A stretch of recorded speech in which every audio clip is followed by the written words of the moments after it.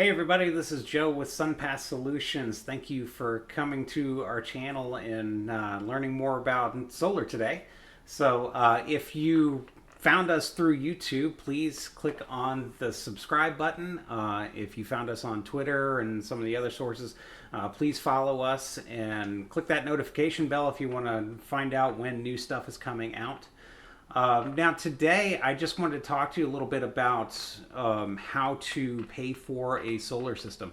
So one of the most common questions that I get when I'm talking to people about going solar and what that involves, the biggest question that always pops out is how much does it cost and what's this going to cost me and all this kind of stuff and various iterations of that.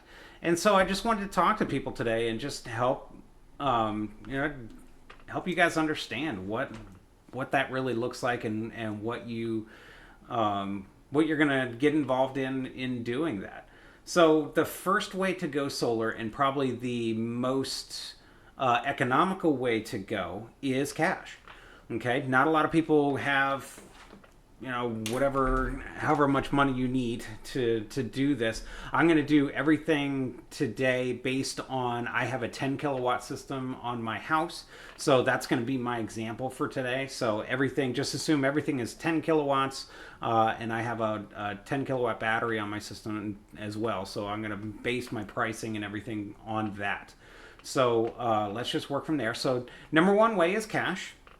So say you have a 10 kilowatt system, the cash output for that's going to be somewhere in the before tax credits and all this kind of stuff, probably somewhere around 30,000 for something like that. So if you can pay cash for it up front, sell stocks, what have you, that really is the best way to go. And if you look at it and you run the numbers and do all the costs versus how much you're paying for energy and such, then I'm going to pause this first. You're going to find that really is the best bang for the buck. So if you break down the cost for your electricity, say you've got your average electric bill is about 150 bucks a month. You figure in about 7 to 8% per year increase. And then if you were to figure that out over the next 25, 30 years, how much you're actually going to be spending for electricity over that amount of time. And then you look at the cost of the solar system and the savings that's going to be involved in that. Your strongest savings will be paying cash. So now a lot of people just don't have that kind of cash laying around. And I totally understand that. When we went solar, we did not have that kind of money laying around. So we went the second option, which is doing something more on the lines like a home improvement loan or a HELOC or something of that nature. And that involves going down to your bank, going down to your credit union, and just setting up a loan with them based on the equity on your home. Now, the advantages of doing that is a lot of times compared to, say, a traditional solar loan, your fees and stuff are going to be a lot less. So you might have to pay a couple $100 to initiate the loan and do some things like that, but your fees and stuff like that total for that is going to be quite a bit less because your home is going to be the collateral for that loan. So they're going to be able to offer you a little bit. Probably your interest rates might be about the same, maybe slightly higher, but initiation fees and all that kind of stuff are going to be a lot less because of what your collateral is. Now, the drawback with the home equity and the HELOC loans is your home will be the collateral. So down the road, you go to sell your house. One of the things they're going to look at doing is they're going to see if you can pay off that HELOC or that home equity loan prior to selling the house. Or when you do sell the house, that's going to be one of the first things that gets paid off with the proceeds from the sale. And then it rolls into your mortgage. So it is going to make that a little more challenge when you go to sell the house. But most homeowners, when they go solar, they tend to sell off or complete that loan in about 5 to 7 years anyway. So if you're planning on staying in your house for more than 5 years, I really think the risk for going to a home improvement loan or a HELOC to pay for your solar is pretty low. Okay, so that's number two. The third way is actually doing what we call a solar loan. When you talk to someone, a solar professional, one of the first things they'll talk to you and introduce you to is companies like GoodLeap, Mosaic, Dividend, companies like that. And what they do is they offer loans that are specific for solar. Now, one of the great things about these loans is the entry point is really low. You might need about a 650 credit score, which really isn't that high. You don't really have to do a whole lot as far as just paperwork to get that all done. A lot of times you are approved right there on the spot within about 10 minutes. It'll come back and say, or even sooner than that, a lot of cases, that just says you're approved, because their belief system with those loan companies, they're thinking, all right, if you can afford a $150 a month electric bill, then you can afford a $150 a month solar loan. So that's kind of their how they work and how they do their business.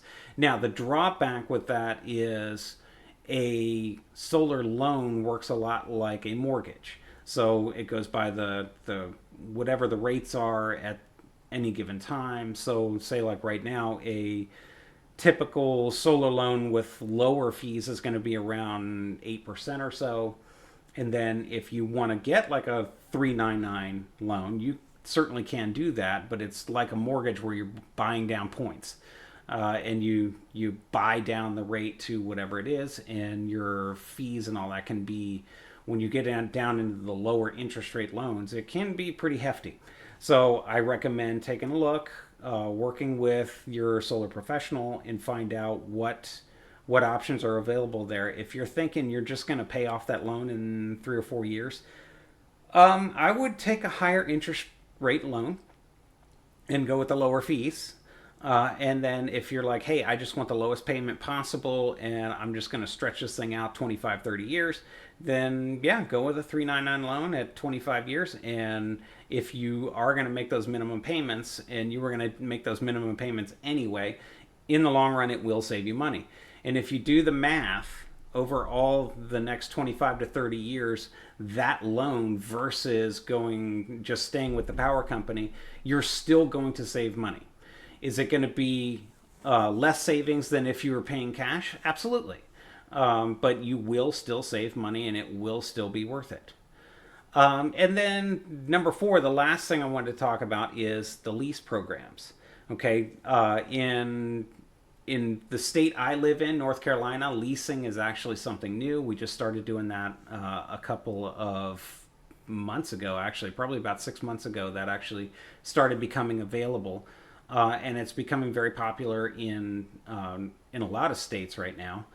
And the advantages of that is the solar system is owned by another company. So you don't own it at all. It just sits on your roof. It generates electricity. You are essentially buying electricity from this leasing company instead of your power company, is what's happening there. And they're going to give you a lower rate. They're going to give you, just better terms compared to what you're getting from the power company.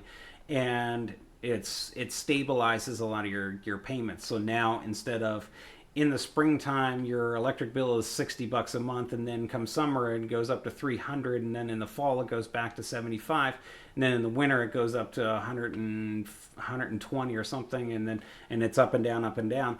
What this does is it basically flatlines that, and you're paying the same amount across all 12 months throughout the year, and then maybe you pay a little bit to the electric company or something like that. If rates go up, like here, Duke Energy in North Carolina, this last year, we had a 9.9% rate increase. We're due for a 5.4 come this year and 4.9 next year. So these lease programs, they set it at, like, say, 399. and it's 399 for the next 25 years. Whether the rates go up with to by 20% one year with the power company or not, it's 399 or excuse me 299, and then that's just what it is. So in the long term, again, are you going to save money based on compared to the power company? Absolutely. Is it going to be more than if you pay cash? Yes. So you just need to really look at all the different options and decide which one's going to be best for you.